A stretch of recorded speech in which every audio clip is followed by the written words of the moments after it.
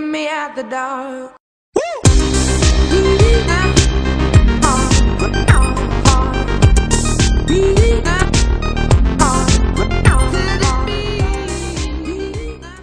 A lot of the things I'm going to teach you are not because I'm smart, but because I've made a ton of mistakes, because I'm super ambitious, and I grew up very poor. And so everything I'm teaching you today is based upon don't do that because I've done that.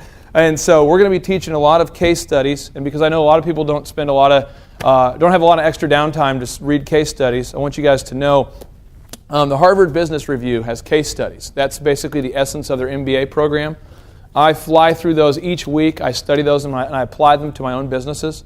And then twice a month I do talks like this to teach what works and what doesn't and to help you guys.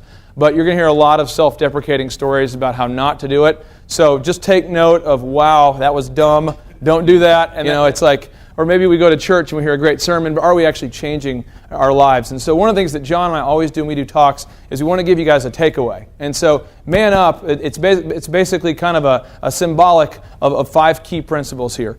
Principle number 1 is we, as a Man Up attendee, as a Man Up person who embraces that mindset, we want to believe that you can make things happen. But we have to decide to make things happen, okay? So that's concept number 1. Concept number 2 here is accountability.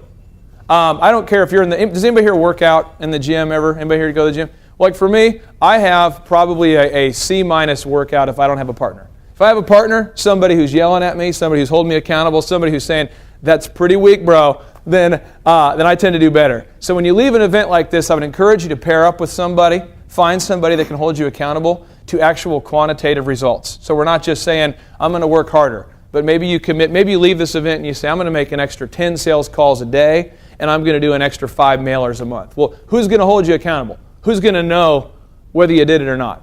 Ultimately, when you go to the bank, those guys tend to know. When we deposit our checks, they tend to know whether we're doing it or not. But beyond that, what are we going to do for accountability? The third concept is no excuses. And I'm not trying to give you a dramatic example to shock you into believing this, but my son was born blind in 2007. My best friend was killed in a car accident the year I started my business. So all these things happen. I paid my way through college. I got married. But I will tell you, we can work through these things. We can still achieve. We don't have to wait to achieve later. There's never a perfect time to do that. And the final 2 concepts is we want to understand what our limiting factor is. Maybe somebody here says, man, I'm really good at closing deals. I just need to get in front of more people. Maybe somebody else says, I really am not good at closing deals, but I'm good at getting in front of people. Maybe I get in front of people and they never buy anything, but I get in front of them. So maybe someone else needs. Maybe somebody else says, I leave voicemails and no one ever calls back.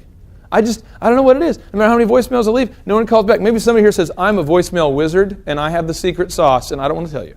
But everyone here has a different limiting factor, okay? Some of us are limited by time and space. Some of us are limited. So we want to ask ourselves, what are our limiting factors? And the final concept is purposeful living, okay? Purposeful living.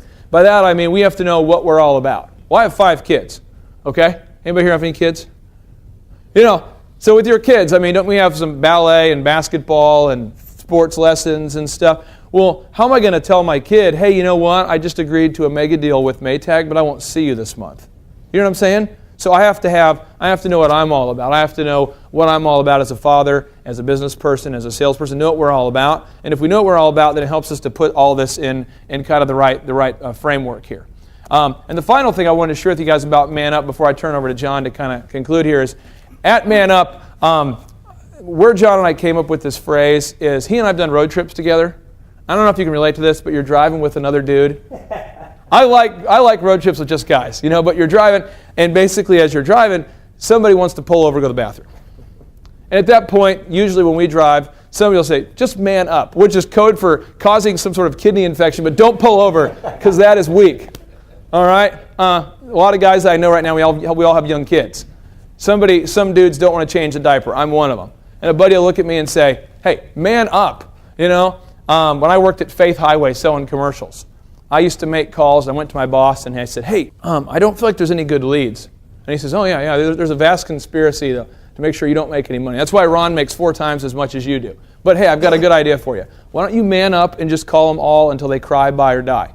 I'm like, they cry? He's like, well, you could cry, but just get on the phone, make some calls till they cry, buy, or die. Now, Joey's brother was trained by the same guy, but he had this philosophy of like, hey, just man up, focus on what you can control.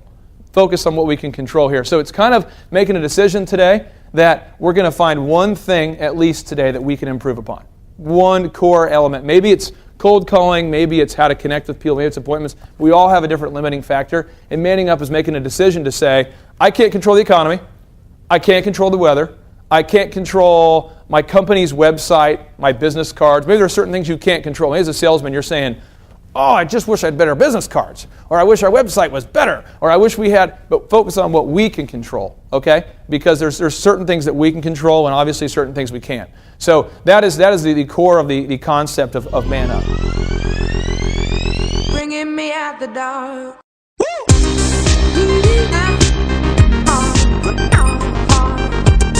Woo!